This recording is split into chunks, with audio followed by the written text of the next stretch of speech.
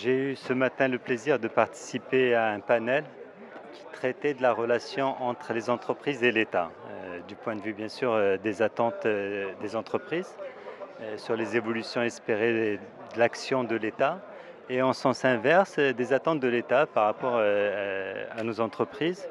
C'était un moment intéressant et en tout cas nous attendons beaucoup de cette première université. Le fait que les différents acteurs soient associés est un moment fort, compte tenu aussi de la qualité des participants, parce que je pense que nous sommes dans une situation particulière, une forme de croisée de chemin, où il est nécessaire de mobiliser l'essentiel des énergies, arrêter de réfléchir de manière distincte entre une sphère publique et une sphère privée, croiser les regards et savoir que rien ne se fera sans qu'il y ait un élan mobilisateur de l'ensemble des acteurs. Je pense que c'est quelque chose d'important.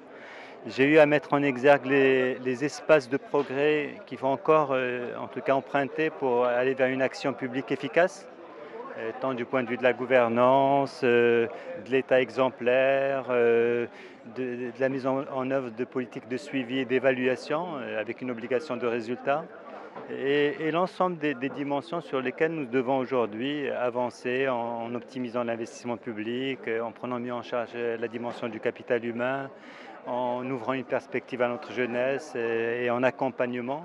L'État devrait être demain davantage stratège pour fixer le cap. Il devrait être aussi accompagnateur et facilitateur.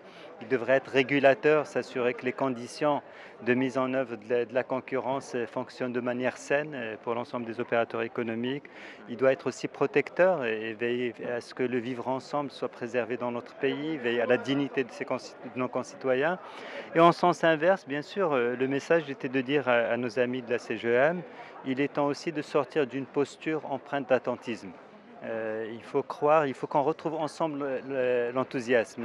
L'inquiétude finit par empêcher l'acte d'investir. Et aujourd'hui, on se rend compte que au niveau industriel, les investissements directs étrangers sont importants. Les étrangers viennent investir dans notre pays et peut-être que les Marocains ne le font pas suffisamment.